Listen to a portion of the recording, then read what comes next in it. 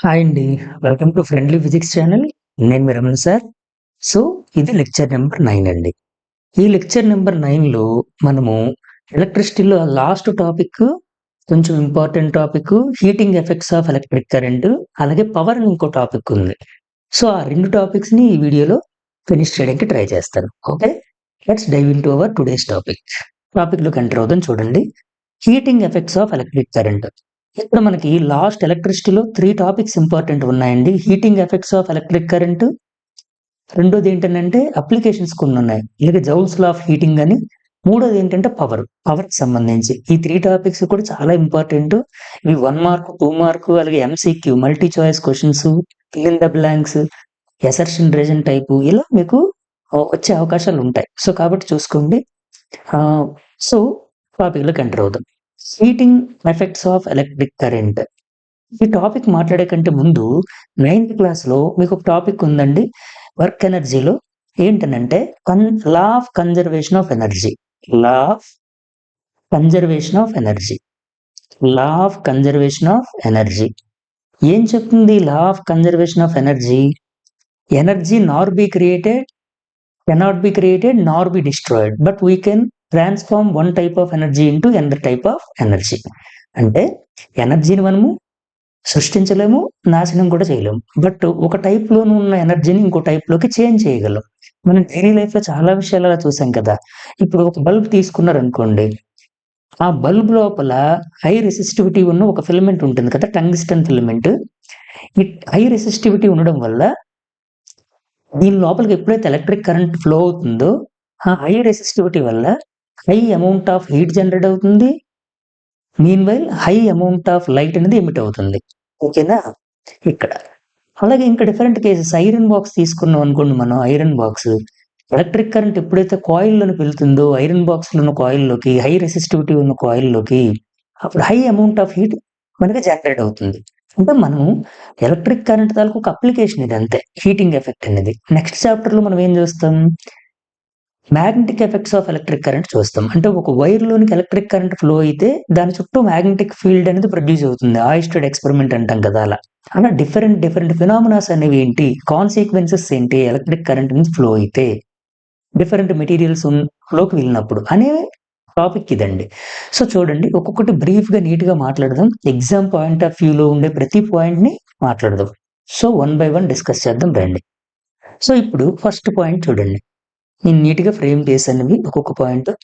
When electric current flows through a conductor heat is produced. అంతే కదా! మనము చాలా సార్లు మాట్లాడాము. ఒక 100 టైమ్స్ మాట్లాడుండుంటాం. ఏదైనా ఒక సెమీ కండక్టర్ గాని లేదా కండక్టర్‌లోని కానీ it is aggregating of some electrons, protons, molecules like atoms ఇలా ఉంటాయి కదా! కెర్నల్స్ ఇలా చాలా ఉన్నాయి. మరి అవి మూవ్ అవుతున్నప్పుడు థర్మల్ వెలాసిటీ వలన గాని, ఎలక్ట్రిక్ పొటెన్షియల్ వల్ల గాని, అంటే ఎలక్ట్రిక్ ఫీల్డ్ ఇంటెన్సిటీ వలన గాని మూవ్ అవుతున్నప్పుడు ఏం జరుగుతుంది? కొలిషన్స్ అనేవి జరుగుతాయి. మరి కొలిషన్స్ జరిగినప్పుడు ఆ ఎలక్ట్రికల్ ఎనర్జీ కాస్త వర్క్ జరుగుతుందని చెప్పాం గదా! ఆ వర్క్ అనేది ఎలా మారుతుందంటే, ఎలా డిసిపేట్ అవుతుందంటే హీట్ రూపంలో డిసిపేట్ అవుతుంది.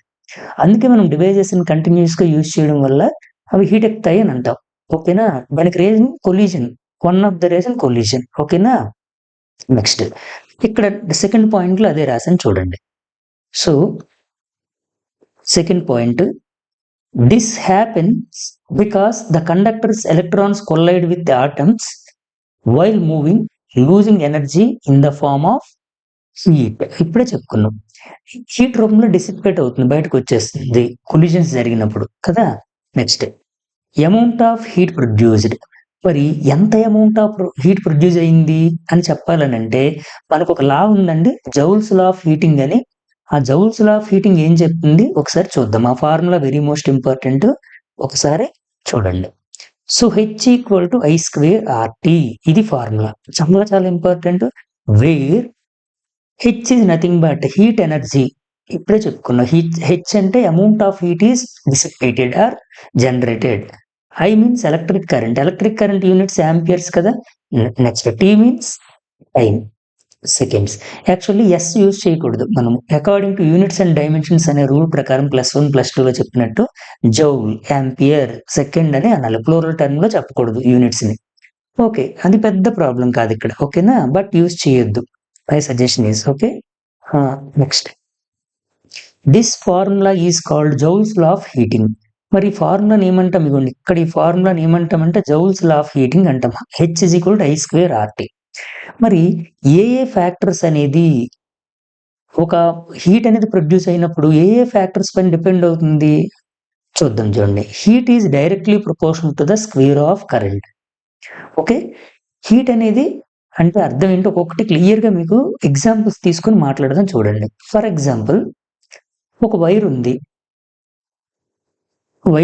మనము స్పెసిఫిక్ రెసిస్టెన్స్‌లో మనం మాట్లాడాం కదా! ఫ్యాక్టర్స్ అఫెక్టింగ్ రెసిస్టెన్స్‌లో are proportional to L. Conductor యొక్క లెంగ్త్ పెరిగితే రెసిస్టెన్స్ ఇంక్రీజ్ అవుతుంది. మరి రెసిస్టెన్స్ ఇంక్రీజ్ అయితే టెంపరేచర్ కూడా ఇంక్రీజ్ అవుతుంది కదా! దాని లోపల ప్రొడ్యూస్ అయ్యే హీట్ ఇంక్రీజ్ అవుతుంది. టెంపరేచర్ కూడా ఇంక్రీజ్ అవుతుంది. ఇది మనకు చాలా క్లియర్‌గా తెలిసిన విషయం. నెక్స్ట్ ఇప్పుడు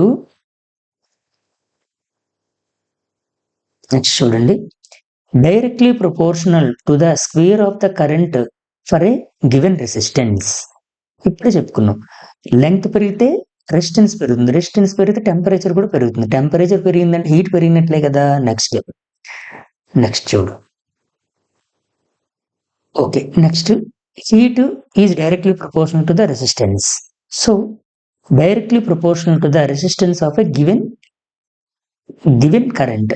ఫర్ ఎగ్జాంపుల్ కరెంట్ ఇంక్రీజ్ అవుతుందంటే కంటిన్యూస్‌గా కరెంట్ ఫ్లో అవుతుందంటే ఒక వైర్‌లో ఆటోమేటిక్‌గా రెసిస్టెన్స్ ఇంక్రీజ్ అవుతుంది. రెసిస్టెన్స్ ఇంక్రీజ్ అవుతుందంటే హీట్ కూడా ప్రొడ్యూస్ అవుతుంది. రెసిస్టెన్స్ పెరుగుతుందంటే హీట్ ప్రొడ్యూస్ అవుతుందండి undoubtedly. Next heat is directly proportional to the time. Okay. ఇప్పుడు నేను 1 అవర్ ఉంచాననుకోండి. ఒక వైర్‌లోని 1 అవర్ కరెంట్ ఫ్లో అయిందనుకోండి. అప్పుడు నాకు తక్కువ అమౌంట్ ఆఫ్ హీట్ అనేది ప్రొడ్యూస్ అవుతుంది. ఎందుకంటే తక్కువ కొలిజన్స్ జరిగాయి. మరి 1 అవర్ కంటిన్యూస్‌గా 10 అవర్స్ కంటిన్యూస్‌గా మన ఫ్యాన్స్ బెస్ట్ ఎగ్జాంపుల్స్. అక్కడ మనం రిలక్టెన్స్, ఇండక్టెన్స్, కెపాసిటెన్స్ ఇలాంటివి మాట్లాడతాము. Don't worry. సర్క్యూట్స్ మాట్లాడినప్పుడు ఏంటంటే ఎలక్ట్రికల్ సర్క్యూట్స్, ఎలక్ట్రానిక్ సర్క్యూట్స్‌లో కామన్‌గా రెసిస్టర్స్ అనేవి హీట్‌ని ప్రొడ్యూస్ చేస్తాయి కామన్‌గా. డయోడ్స్, ట్రాన్సిస్టర్స్ ఇంకా చాలా ఉన్నాయి. వాటిలో మనం రెసిస్టర్స్ మాట్లాడుతున్నాం. ఒక కాంపోనెంట్ మాట్లాడుతున్నాం. ఓకేనా? ఇప్పుడు చూడండి. Directly proportional to the time for which the current flows through the resistor. ఇగోండి. And in a household appliances special wire called nichrome is used as heating element. కామన్‌గా మనము టోస్టర్స్, ఎలక్ట్రిక్ హీటర్స్ అలాంటివి మనం use చేసేటప్పుడు మనకి output ఏం కావాలంటే high amount of heat కావాలి. అలాంటప్పుడు నాకు హై రెసిస్టివిటీ ఉండే మెటీరియల్ కావాలి. వాటిలో ద బెస్ట్ నిక్రోమ్. అలాగే మ్యాంగనీన్ ఇలాంటివి కొన్ని యూజ్ చేస్తాము. ఇక్కడి వరకు నిక్రోమ్ గుర్తుపెట్టుకోండి చాలు. ఈ 3 మీకు అర్థమయ్యాయి. అంటే కరెంట్ ఎక్కువ సేపు ఫ్లో అయితే హీట్ ప్రొడ్యూస్ అవుతుంది. ఎందుకంటే కొలిజన్స్ ఎక్కువ పెరుగుతాయి. రెసిస్టెన్స్ పెరిగితే హీట్ ఖచ్చితంగా ప్రొడ్యూస్ అవుతుంది. రెసిస్టెన్స్ మీనింగే ఏంటి? రెసిస్టెన్స్ అంటే నువ్వు ఎలక్ట్రికల్ పొటెన్షియల్ అనేది ఎప్పుడైతే అప్లై చేస్తావో potential difference electric force apply అయ్యి ఎలక్ట్రాన్స్ మూవ్ అవుతాయి. మరి మూవ్ అవుతున్నప్పుడు కెర్నల్స్ ఉంటాయి కదా లోపల. వాటితో కొలిజన్స్ జరిగినప్పుడు ఎనర్జీ అనేది హీట్ రూపంలో డిసిపేట్ అవుతుందని. సో, రెసిస్టెన్స్ అదే ఆ ప్రాపర్టీయే కదా resistance. Heat is directly proportional to the time. ఎక్కువ టైం కనుక ఎలక్ట్రాన్స్ కొలిజన్స్ జరిగితే ఎక్కువ టైము అప్పుడు హీట్ కూడా ఎక్కువ అమౌంట్ ప్రొడ్యూస్ అవుతుంది కదా! అది విషయం. మరి ఎక్కువ రెసిస్టెన్స్ నాకు కావాలని అనుకుంటే హై రెసిస్టివిటీ ఉండే మెటీరియల్స్ కామన్‌గా నిక్రోమ్ అని చెప్తున్నాం. నెక్స్ట్ అండి. ఫిలమెంట్ క్యారెక్టరిస్టిక్స్ ఒక 2 క్వెషన్స్ అడుగుతాడు. This is for both CBSE and state. Andhra, Telangana వాళ్ళకి కూడా యూజ్ అవుతుంది ఇది. చూడండి. సో, యూనిక్ చాప్టర్స్ అండి ఇవి. మీకు అన్ని కాంపిటేటివ్ ఎగ్జామ్స్ కూడా యూజ్ అయ్యేలాగా చెప్తున్నా. Filament characteristics. ఇప్పుడు నేను ఒక బల్బ్‌లో యూజ్ చేసిన ఒక ఫిలమెంట్ గాని, లేదంటే ఒక ఐరన్ బాక్స్‌లో యూజ్ చేసిన ఫిలమెంట్ గాని, లేదా వాటర్ హీటర్‌లో యూజ్ చేసిన ఫిలమెంట్ గాని, వాటికుండే మెయిన్ క్యారెక్టరిస్టిక్స్ ఏంటి? చూడండి. హై రెసిస్టెన్స్ ఉండాలి. దీన్నే కొన్నిసార్లు హై రెసిస్టివిటీ అని కూడా అంటాం. High melting point. High melting point ఉండాలి. అంటే high amount of current flow అవుతుంది. మరి ఇప్పుడు ఐరన్ బాక్స్ ఉందండి. ఐరన్ బాక్స్ వర్క్ అవ్వాలంటే హై అమౌంట్ ఆఫ్ ఎలక్ట్రిక్ కరెంట్‌ని డ్రాగ్ చేస్తుంది, తీసుకుంటుంది. మరి high amount of electric current ఉన్నప్పుడు లోపల ఉండే ఫిలమెంట్ కూడా హై రెసిస్టివిటీ ఉండే ఫిలమెంట్ కదా! మరి అప్పుడు high amount of electric current తీసుకుంటుంది కదా, అప్పుడు హై మెల్టింగ్ పాయింట్ కూడా ఉండకపోతే మెల్ట్ అయ్యి ఫ్యూజ్ అవుతుంది, మనకి వైర్ అనేది బ్రేక్ డౌన్ అయ్యి మెల్ట్ అయిపోతుంది కదా, అందుకని. డస్ నాట్ ఆక్సిడైజ్ ఈజీలీ, మనకి కామన్ గా మెటల్స్ అన్ని ఆక్సిడైజేషన్ జరుగుతుంది, మీ కెమిస్ట్రీ సార్ చెప్తారు. అలా జరగకుండా ఉండడానికి మనం హై రెసిస్టివిటీ ఉండే మెటీరియల్స్ లైక్ నిక్రోమ్, మ్యాంగనీన్ లాంటివి యూజ్ చేస్తాం. అలాగే నైట్రోజన్ లాంటి గ్యాసెస్ కూడా, ఆర్గాన్, నైట్రోజన్ లాంటి గ్యాసెస్ కూడా బల్బ్ లోపల, ఇన్కాండిసెంట్ ల్యాంప్ బల్బ్ లోపల కూడా మనం ఆక్సిడైజేషన్ నుంచి మనం ప్రొటెక్ట్ చేయడానికే యూజ్ చేస్తాం మనం కామన్ గా. ఇవన్నీ మీకు క్లియర్ గా మీ టీచర్స్ కూడా ఆల్రెడీ చెప్పారు. ఓకేనా? నెక్స్ట్ చూడండి, fuse characteristics. Next important point is fuse characteristic. ఇంకే ఫ్యూజ్ తాలూకు అవసరం ఏంటి? Magnetic effects of electric current లో చాలా క్లియర్ గా ఇది మళ్ళీ మాట్లాడతా. నార్మల్ గా ఫ్యూజ్ దేనికోసం అవసరం అని అంటే, చూడండి, ఒక బల్బ్ ఉంది, ఆ బల్బ్ కి నేను ఏం చేశానంటే ఓన్లీ 3 వోల్ట్ ఉన్న ఒక సెల్ ని కనెక్ట్ చేశాను. 3 వోల్ట్ ఈ బల్బ్ తాలూకా అంటే క్యాపబుల్ చేయగలిగే డైఎలక్ట్రిక్ స్ట్రెంగ్త్ అంటాం. ఆ డైఎలక్ట్రిక్ స్ట్రెంగ్త్ ఎంత అంటే 3 వోల్టే. 3 వోల్ట్ కన్నా ఇంక్రీజ్ అయితే ఈ బల్బ్ అనేది ఫ్యూజ్ అవుతుంది.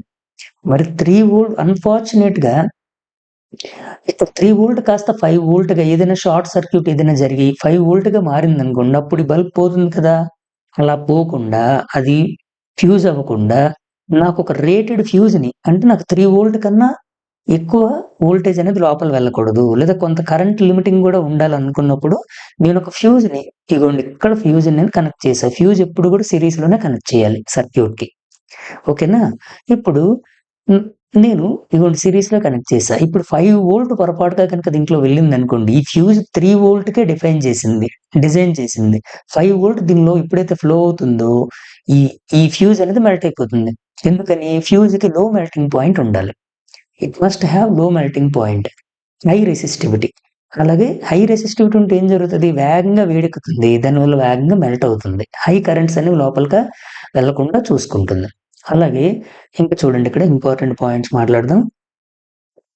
ఎగ్జామినేషన్ పాయింట్ ఆఫ్ వ్యూలో, a fuse is a safety device used in electrical circuits to protect appliances from excessive currents. అంతే కదా, యాక్చువల్లీ ఓవర్ లోడింగ్స్ వీటి నుంచి కూడా మనకి ప్రొటెక్ట్ చేస్తుంది. అలాగే ఒక బెస్ట్ ఫ్యూజ్ ని మనం 70% లెడ్, 30% తో మనం తయారు చేస్తాం, ద పర్ఫెక్ట్ ఫ్యూజ్ అనేది. కానీ మీ టెక్స్ట్ బుక్స్ లో నార్మల్ గా మాట్లాడేది ఏంటంటే సిల్వర్, కాపర్ లాంటివి వాడతారని చెప్తారు. బట్ ఇంకా మనం పర్ఫెక్ట్ గా ల్యాబొరేటరీస్ లో పర్ఫెక్ట్ గా యూజ్ చేయాలనుకుంటే 70% లెడ్, 30% ఇన్ కాంబినేషన్. ఈ కాంబినేషన్ ఏమంటాము? ఎల్లాయ్ అంటాం. ఎల్లాయ్, ఈ ఎల్లాయ్ మెటల్ ని వాడతామండి. నెక్స్ట్ చూడండి, it is made of a thin wire of low melting point, usually in lead only. ఇప్పుడే చెప్పుకున్నాం. Characteristics of fuse. Okay, fuse characteristics ఏంటి? ఇప్పుడే చెప్పుకున్న చూడండి, low melting point, melts quickly then excess currents flows.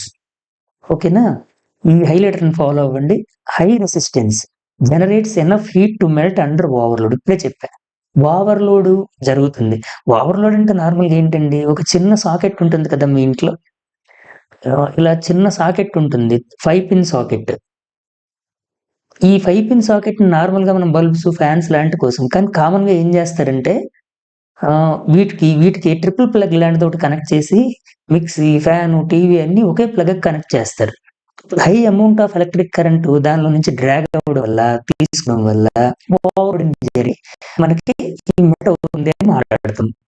మనం magnetic effects of electric current ఇంకా గురించి చాలా క్లియర్ గా మాట్లాడదాం. ఓకే, నెక్స్ట్ చూడండి, current rating design to carry a certain maximum current safety. ఇప్పుడు అనుకున్నాం, మన ఇంటికి కామన్ గా వచ్చే కరెంట్ అంతా 5 ఆంపియర్ కదా, don't use, just 5 ampere current అనేది వస్తుంది. సో అది సేఫ్ కరెంట్ అనమాట. ఇంకా నేను 5 ఆంపియర్ కంటే ఎక్కువ కరెంట్ నేను యూజ్ చేశాను అనుకోండి, అప్పుడు ఈ ఫ్యూజ్ ఏమవ్వాలి? మెల్ట్ అవ్వాలి. అలా డిజైన్ చేయాలి. That's called current rating. ఓకేనా?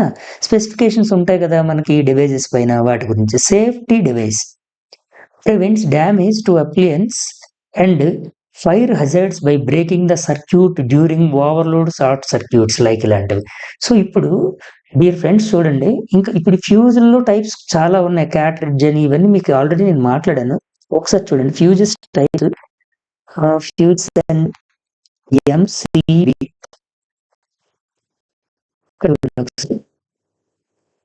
ఫ్యూజెస్ ఎంసీబీ ఇగోండి, ఇవి కామన్ గా మనం యూజ్ చేస్తున్న ఎంసీబీలు, మన ఇంట్లో యూజ్ చేస్తాం కదా ఎంసీబీ. ఇది కూడా ఫ్యూజ్ చేసే పనే 100% చేస్తుంది. కాకపోతే ఇంకా అడ్వాన్స్డ్ డివైస్, దీన్ని యూజ్ చేయడం వల్ల మనము షార్ట్ సర్క్యూట్ నుంచి, ఓవర్లోడింగ్ నుంచి ప్రొటెక్ట్ చేయొచ్చు. మరి ఓల్డ్ లో ఫ్యూజెస్ వాడామని చెప్పాం కదా, మీకు ఇంతకు ముందు వీడియోలోనే నేను చేశాను ఒక సిరీస్ లో, ఒకసారి నీట్ గా చూసుకోండి. చూస్తూ రండి ఫ్రెండ్స్, చూస్తే మీకు క్లియర్ గా అర్థమవుతుంది. ఇదిగోండి, ఇది కిట్ క్యాట్ ఫ్యూజ్ ఇది. ఓకేనా, కిట్ క్యాట్. ఓకేనా, అలాగే క్యాట్రిడ్జ్ ఫ్యూజ్, ఇంకా డిఫరెంట్ టైప్స్ ఉన్నాయి. అలాగా మనం మాట్లాడుతున్నాం, రైట్.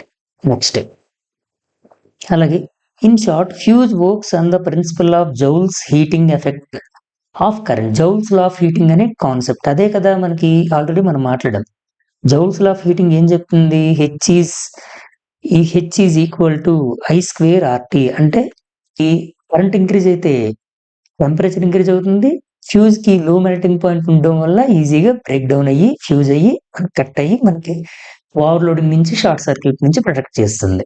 నెక్స్ట్ చూడండి, practical applications of heating effect of current.